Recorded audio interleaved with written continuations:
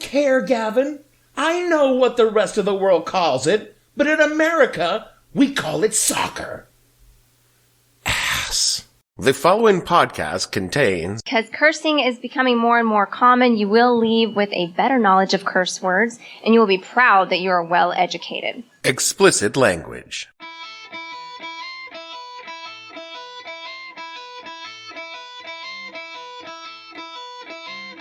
Hello and welcome to the podcast that asks a simple question. When you're on third down and long with 18 seconds left on the clock and you call a running play, what the hell were you thinking?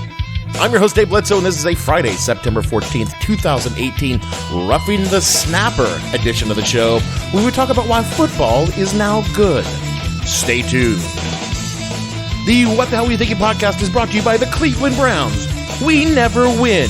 Are you looking for an NFL team that you, a lazy, out-of-shape, middle-aged dude who hasn't played sports since middle school, might possibly be better than? Then the Cleveland Browns are your team. We suck. Even you could do better. We haven't had a winning season since 2007 and managed to go 3-14, 1-15, and 0-16 the past 3 years. We started this year with a tie. Who ties in football? When it comes to the worst team in football, look no further than Cleveland Browns. And that means all of football, including that one college that does well in math. This Sunday, when you decide to watch football, give the Browns a try. The team's so bad, it has to be Cleveland. Hey Browns, Mike Polk, season ticket holder. Killer game in Houston today. Well, thank God we built you. What a blessing for the community. You are wasting valuable space on our majestic shoreline, and what do we get out of it from you? 10 miserable games a year, including 2 preseason games that I have to pay for, and 1 shitty Kenny Chesney concert. Do you understand that it is actually statistically harder for a team to be this consistently bad than it is for them to occasionally accidentally be good? The probability is staggering. Did you happen to see that Packers-Chargers game today? It's like they're playing a different sport than you are. And here's what you have to understand.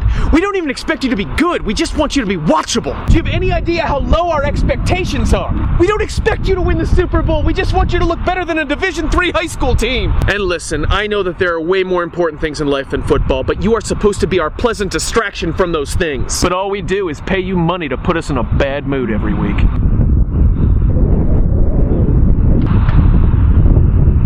You are a factory of sadness! I'll see you Sunday. I don't know how most of you remember your gym classes, but I look back on those years of forced physical activity as just a delicious little slice of sadism, and not the good kind where you get spanked afterwards. I went through a period of years in my childhood I refer to as the tubby times. I call them the tubby times because you are a disgusting fat body! I wasn't stout. I wasn't big-boned. I wasn't heavy. I was just what I said. I was tubby. There's no shame in being tubby as a kid. A lot of people go through that phase, and most of us grow out of it. And during my tubby times, I also had the grim misfortune to discover that I lacked what we now call skills. Girls only want boyfriends who have great skills. And I was essentially skillless. Oh, sure, I could roll up a mean ranger, but no matter how many D6s I chucked down the hallway, there was nothing that was going to change my personal stats because they were less than impressive. I couldn't run. I couldn't throw a ball. I certainly couldn't catch a ball, unless you mean with my face during the ritual torment that we call dodgeball, and unless you packed my ass with model rocket engines, my vertical jump did not exist. Needless to say, I was not an early pick for the various teams during gym class. I did what most kids in my situation did. I forged a note from my parents saying that I had a skin condition, couldn't shower in public, and spent the entire time in the bleachers reading a monster manual. It was what was best for everyone involved. But a funny thing happened. At 16, I hit a growth spurt that coincided with me moving from Guam to Idaho.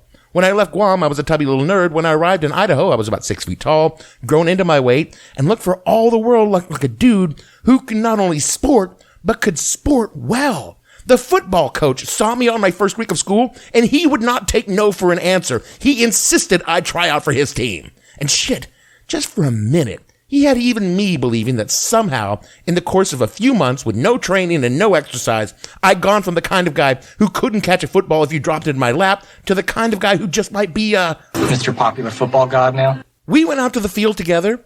He threw a ball at me. I missed. He asked me to throw the ball. It tumbled about 3 feet. When he asked me to run, I ambled down the field slowly and then fell over. He told me to hit a tackling dummy. I hurt my shoulder.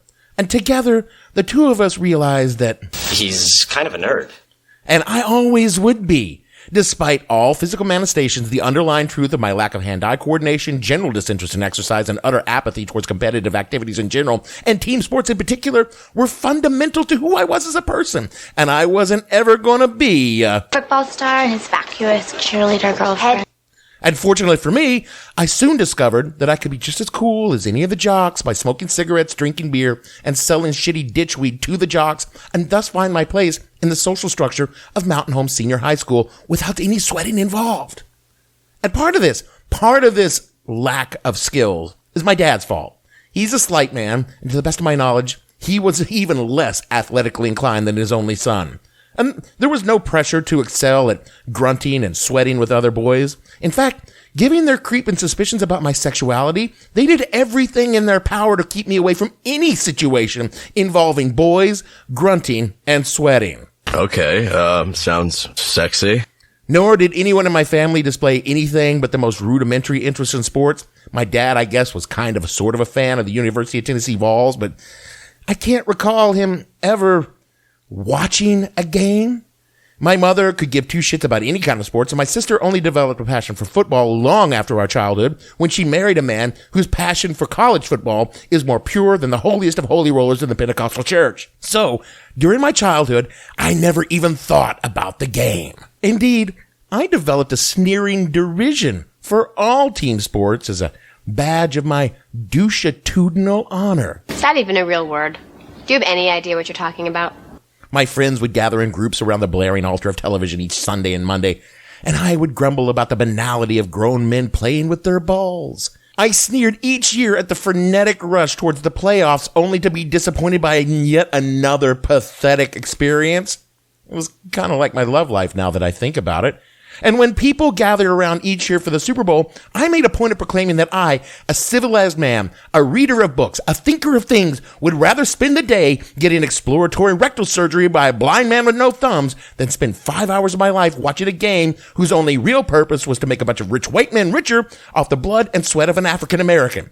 I thought I was being very progressive, but I guess it really just turns out I was coming across as sort of a... Let's face it, you're kind of a douchebag. Still, because I'm male identifying and an American, the culture of football crept into me like a slow, insidious cancer. Despite my best efforts to snootily avoid the sport, the lingo, the rules, they all crept into my brain. Don't get me wrong, I don't know stats or players or records or plays, but I've got a decent grasp on the fundamentals of the game. I know what the downs are, the basic positions, even some of the tactics and strategy where I can sound as though I know what the fuck I'm talking about, even though I have no actual clue. I just want you to be you again. Because football is America's game. It's just like America. Loud, large, and violent, and extremely capitalist. You can't be an American and not have a little football in you. And that's always kind of pissed me off when I think about it. It wasn't all bad. I mean, yeah, it was still pretty bad. But I had a lot of time watching football here in New York City because my best friend used to tend bar at a sports bar in the West Village every Sunday, and I would go down to the bar and visit her pretty much every weekend. I did this for two reasons. First, she's my best friend, and I like hanging out with her. And second, the booze is free. Good God, I could drink 10 straight hours and pay like $20. But don't think I didn't pay in other ways because this was Sunday in a sports bar. I paid dearly. If you're one of my international listeners, you should know like how some people in your country go to church on Sunday. Americans watch football in the exact same way. And a lot of Americans watch football in bars. I know that people watch whatever it is you guys call soccer over there religiously and they watch in bars, but it is so different in America. It actually is our national religion. This place had 12 televisions and each TV had a different game on, and drunken finance bros and crusty old men would get shit-faced and scream at the television. I don't know why screaming at the people on the TV is part of the game. I only know that it is. And during these long drunken Sundays, other men would frequently try to engage me in conversations about the games or what teams I like or what I thought of the coach calling that particular play, and I would universally reply, not only was I not watching the game, but I hate it! And they would blink and ask me quite reasonably, what the fuck am I doing in the bar? And because I couldn't say I was there to illicitly receive free liquor from my friend the bartender, I could only shrug and go back to drinking morosely and hating football and definitely hating people who watched football. And I lived in this zone for most of my 5 decades on this planet, more or less at peace with my place in the sport-hating universe. But then, a couple of years ago, something strange happened. Is a Fox News election alert. Pennsylvania goes to Donald Trump. Donald Trump is the president of the United States. And everything in the universe just went ass over tea kettle. Down is up, wet is dry, and conservatives started hating football. What is this? What the hell is happening? There are certain fundamental truths about America. We will frequently blunder our way into wars we've got no business being in. We constantly seek short-term solutions to long-term problems. White people are going to do shitty things to everyone not white, and conservatives love fucking football. Come to find out, however, conservatives like doing shitty things to black people more than they like football. Oh shit, is that right? Really? It seems that in 2016, a young fella playing for the San Francisco 49ers was looking for a way to register his disapproval for the regrettable habit of white cops shooting unarmed black people. A perfectly rational and reasonable way for him to feel in light of his being of African-American descent. I mean, all of us should feel that way, but this is America, and only roughly 30% feel that this is actually a feature, not a bug. But this young fella, by the name of Colin Kaepernick, decided that millions of people watched him and play football every week, so maybe he should do something to raise awareness of the problem, since white people seemed oblivious to the problem. Not because they weren't aware, it's just because a lot of white people are awful. Just awful. And don't give a shit about it. He hit upon the idea of protesting during the national anthem that opens every fucking sporting event in this stupid country for no adequately explored reasons. He thought about sitting down during the anthem, but after consulting with his teammate, a teammate who had served in the military, and that teammate suggested kneeling during the anthem as a more appropriate thing to do, that's what he did. At first, no one even noticed. Because who the fuck watches during the anthem, during a football game? You're getting your drinks, your wings, you're taking a piss before kickoff. But then someone did notice, and they acted entirely rationally and reasonably about his protest. Oh, somehow I doubt that. Yeah, you're right. They lost their fucking minds. Conservative media collectively shit their fucking pants about the whole disrespect to the flag, the troops, cops, and to mama. But mostly the outrage was confined to the sort of places one expects to find conservative outrage. Fox News and Twitter. But then, something happened. Wouldn't you love to see one of these NFL owners, when somebody disrespects our flag, to say, get that son of a bitch off the field right now, out, he's fired. He's fired! And that's when the fighting really started. Once their bronzed gods started ranting about people taking a knee, this got Trump evangelicals all fired up about disrespecting the troops by kneeling during the anthem. And once those people get on something, they're going to stick with it for about a week until something new comes along to break their easily distracted concentration, and they run off like a puppy chasing a butterfly to the latest thing, which chafes their perpetually raw and reddened assholes. That should have been the end of it. Honestly, conservative outrage has a shorter half-life than bad Chipotle burritos do in your bowels. Kaepernick left the 49ers and was blackballed from the league. Everyone knows this, but the league continues to lie about it. The owners, terrified of declining ratings, offending their red state constituency, floundered about trying to find a way to contain the protest, which spread from Cap throughout the league and into other sports, including college and high school, further infuriating the orange Fuhrer and his brown-shirted buttholes. For most of the 2017, the country roiled around the issue until football season was over, and finally the whole thing died down. Until, as I mentioned last week, the whole issue came back when Nike chose Kaepernick as the face of their new ad campaign, making the whole damn country shout at one another all over the issue all over again. Meanwhile, the original reason for the protest is long forgotten. The cops are free to continue gunning down unarmed black people, often in their own apartments that they mistakenly wandered into, because that shit is a fucking lie. Because this, and I want to be clear about this, is what America has always been about. America, fuck yeah! So now, I gotta like football. I just got to. I've got no choice. When so many people who are on the wrong side of everything, are against something, then I, as a coastal elite liberal asshole, must assume the contrary position to keep the axial tilt of the country in balance. Well, your logic is impeccable, but... All right, fine. Mostly I'm just doing it for spite. And spite is a delightful motivator. And since I am just aware enough of football to make totally uninformed decisions about the game and watch teams I should side with... Side. I am on nobody's side. Because nobody is on my side.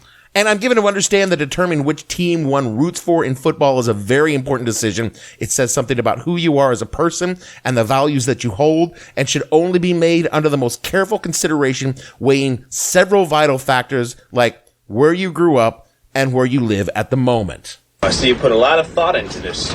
I did the research. As near as I can tell, people would choose which team they root for based entirely on reasons of geographic proximity to either their current location or the location of their childhood home.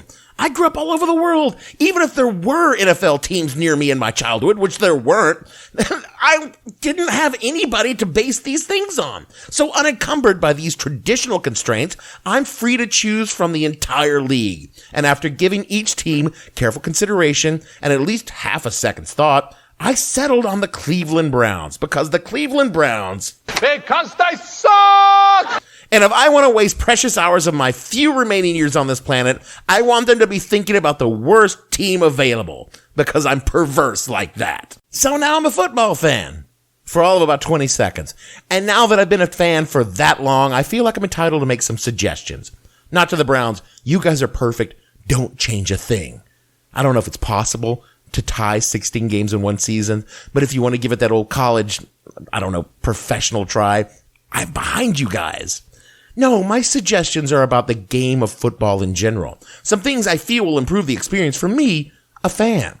First of all, the games are really, really long. I mean, you put 15 minutes on a clock every quarter, and the quarter lasts at least twice that long if we're lucky. When I put 15 minutes on a clock, I don't get to stop it and then go off and do other shit without the clock still running. Try that shit when you're taking your SAT and see what they say. All of these little group chats y'all have before every play, do that on your time, not mine. I'm willing to give you your little rest breaks. I get the game is tiring, but the damn thing's going to stop every 6 minutes for a beer commercial anyway. Have your chats, get yourself a cup of Gatorade, and have a breather during the time we're already wasting with a talking lizard trying to sell me car insurance on a car I don't even own. Second, who do these ref guys think they're fooling with their little yellow flags? We're watching the thing from 67 cameras in high def with a God's eye view of the field, and we can't see what the fuck they just did. You expect me to believe that some dude standing 20 feet away has fucking x-ray vision to spot some shit through 1,000 pounds of man flesh on the move? Man, get the fuck out of here, man. You didn't see shit. Pick up your little flag and go back to the sidelines, because we all know the only thing you're looking at is how not to get run over by some giant dude at a full fucking sprint. The only people that can call a penalty are the guys looking at the cameras, and if a player thinks they were fouled, they can raise their fucking finger and point the other one like a third grader pointing out who farted in class. Next, seems to be like a lot of these guys are getting hurt. Sometimes pretty badly, and that doesn't seem right to me. Sure, a few of you are earning millions of dollars a year, but the dudes that seem to get hurt the most aren't the stars, the white guys, all the black guys seem to be protecting so hard. It's the black guys doing all the hitting that seem to get fucked up. And that they ain't making the big money. They're making more money than me, sure, but not enough to have my brain stirred like a frog in a blender a couple of dozen times a day, every day, for half a year, not counting camp. Can't y'all get some, flag dangly things we used when the cheerleaders would play against each other in that 1 week in high school during homecoming? Seems to me like a lot fewer of you guys would get hurt, and then maybe you wouldn't beat the shit out of other people off the field because your brain is bad. Think of how happy those NFL wives and girlfriends would be if we could just stop hurting each other so much. Speaking of women, let's get some women on the field. You want to see a good run play? Put a really fast woman out there and watch her fucking put the jets on running downfield while some huge-ass guy lumbers after her. And spice up that fucking running game real quick. I mean, we know women can kick because every 80s sports movie about a tomboy who wanted to play football but couldn't because she's a girl had to play the kicker disguised as a boy. Are you telling me we can't make that shit happen without the pretense? It's 2018, for fuck's sake. Let a woman play. I mean, just from the fiscal perspective alone, I would think you would want that. There's an untapped market out there waiting to be filled. Also, can we stop pretending this game is some kind of chess? You aren't Hannibal crossing the Alps with elephants. It's dudes trying to run past one another on their way to the other end of the field. Yeah, you got patterns, and they got patterns for your patterns, and you run them against each other. But really what you're doing is waiting for someone on the other side to fall down. There isn't a lot of planning in that. You aren't mapping the invasion of Sicily, Patton. You're gonna throw a fucking ball. But all of that being said, at least football has some merit to the idea of strategy, unlike baseball, which is a bunch of fuckers standing around on the off chance someone accidentally makes contact with the ball. And what the hell is with the playoffs? 16 games of every season, then you gotta do 5 more on top of that? Just get the 2 top teams in each conference and let them play and do the fucking Super Bowl. What is this wild card shit? Some half-ass team pulls off an upset because the quarterback's cups pinches his balls at the wrong moment, and that is what we let move up with their shitty record? Fuck that. The 2 winningest teams face off in each conference, and if there's a tie in the record, the longest punter settles who goes. Give those poor bastards something useful to do.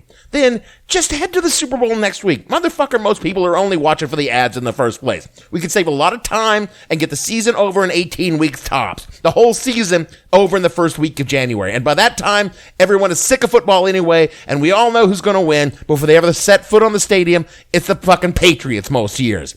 I'm just saying, by mid-January, we could be watching hockey, which has all of the violence of football and none of the pretense, and they do it on ice skates. That's pretty fucking impressive, right?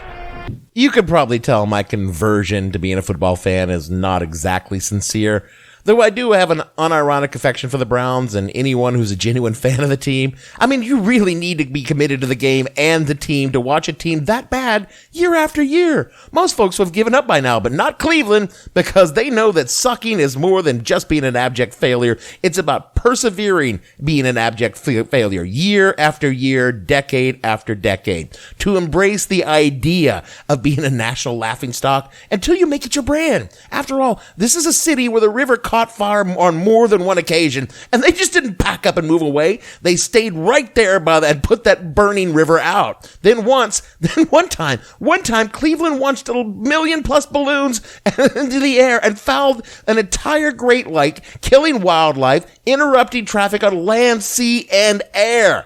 Never, ever change Cleveland. God, I love that town. But I've started to see the value of the game to us as a country and can lament how we've let it become another casualty in our low-grade civil war.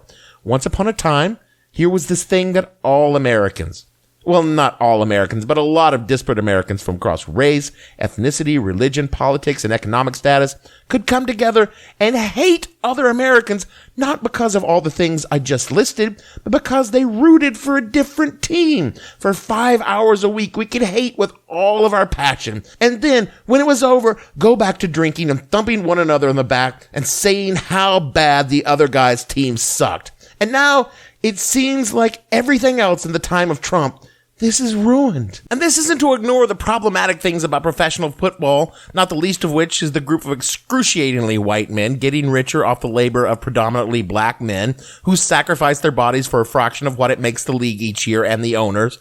But there's the extortionate practices of bilking tax breaks from cities and states with threats to move a franchise. There's a cavalier disregard for injuries and an active denial of the long-term effects of the game on the bodies of the players. And it creates a set of wildly unrealistic expectations in young men who play the game in primary, secondary schools and in college, who risk lifelong injuries for the lottery small odds of breaking into the pros. And even if they do break into the pros, they face being hit by a meteor at the same time being struck by lightning odds of becoming a superstar in the NFL. The culture of sports and education allows certain athletes to gain privilege over their classmates and commit crimes while being protected by the system. The gambling culture of just recently ratified by the Supreme Court can destroy lives as addicts squander their savings and earnings on pointless wagers based entirely on random chance. And finally, it encourages young men and women to drink shitty American lagers and shout, "Woo!" at the top of their lungs in small, crowded sports bars where I'm just trying to discuss the X-Files with my best friend while getting enormously inebriated. And that is probably the biggest sin of all. Can't you people just shut the fuck up just for 1 minute? And I fully support Kaepernick and the other players' causes because I fucking served in the military to protect their right to protest an unjust system. And fuck these people who whine about respecting the troops and the veteran. You want to support the fucking troops? Then how about complaining when the government hacks with our fucking benefits again? Oh, right. You only give a fuck when it offends your pet cause, not when it actually means something. So let's all shut the fuck up and play the fucking football game because we need the game and we need to get back to letting the game be the game. Let's turn off the hyper-patriotic bullshit the government tacked on to help meet recruiting goals in the midst of another one of our pointless and endless fucking wars. Take away the giant flags and the flyovers. Take away the troops marching in a parade. If you want to play the fucking anthem, play it before the players take the field and let Americans get back to the purity of hating one another, not because our politics or the color of our skin, but because 12 years ago, another guy's team beat your team for the playoff spot because the refs made a shitty call. Because that is what America is all about. Support for this podcast comes from Qualcomm Incorporated. As the world's leading wireless technology innovator, Qualcomm brought you 3G, 4G, and 5G, inventing many technologies inside the mobile devices you love. Get an inside look at 5G, a technology that can allow nearly everything and everyone to communicate and interact seamlessly on the Qualcomm Podcast. Dig into the inventions and opportunity of 5G and get a behind-the-scenes look at the future of wireless. I think it's a privilege, a company like Qualcomm, that we work in telecom, we work in communications, and not only through this pandemic, which is a very difficult situation, but through our history, we have seen how much the technology we work on can actually change society and help. If you love technology, you'll love the Qualcomm Podcast. Listen to the Qualcomm Podcast on Apple Podcasts, Google Play, Spotify, or SoundCloud. That is it for our show this week. Every time I finish a script for a week's pod before Friday, I'm terrified with what will happen between noon on Wednesday when I finish it and 7 p.m. on Friday when I start to record. And I thought this was going to be a relatively quiet week on the doomsday front, and then fucking Paul Manafort flips, and there's a big fucking hurricane, and Trump said some horrible shit again. Fuck.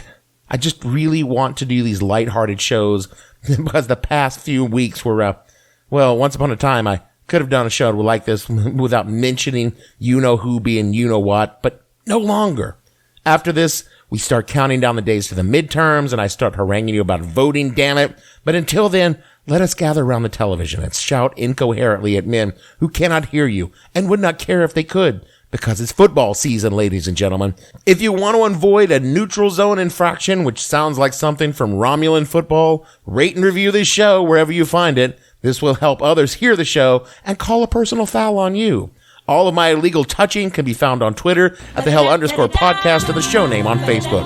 All of the illegal formations that is the show can be found on SoundCloud at the show name and at www.whatthehellpodcast.com. For me, Dave, Pig in the Ground Bledsoe, producer Beer on Ice Gavin, and all the fictional rowdy friends on this show, we want to say Go Browns! And we'll see you all next week.